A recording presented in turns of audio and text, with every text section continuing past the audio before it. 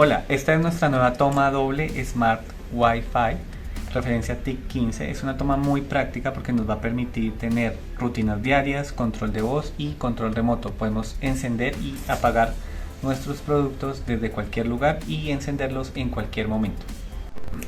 ¿Qué podemos encontrar dentro de la caja? Vamos a encontrar la toma, los accesorios de instalación, la tapa principal, el manual de producto y los tornillos de instalación.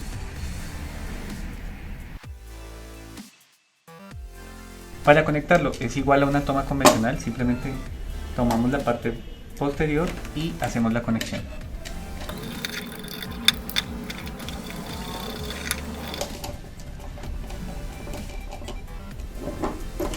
Y listo. Para ajustar el producto en la caja simplemente lo que hacemos es poner el soporte, ponemos los tornillos y luego colocamos la tapa del producto.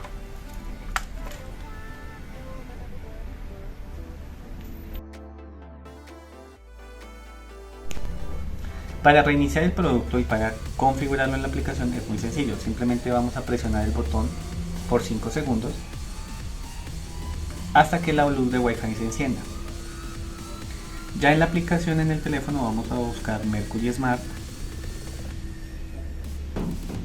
vamos a darle añadir dispositivo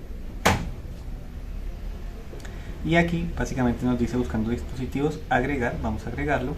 Automáticamente se empieza a agregar el producto, tomará alrededor de 1 minuto esta operación.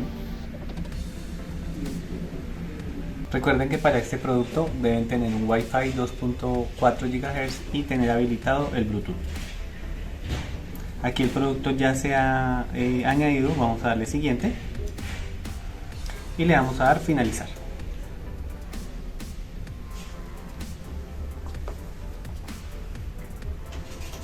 Listo.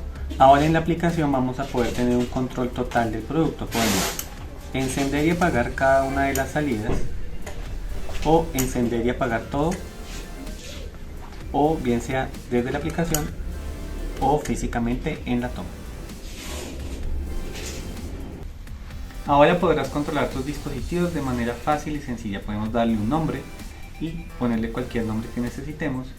Podemos encender el dispositivo, el ventilador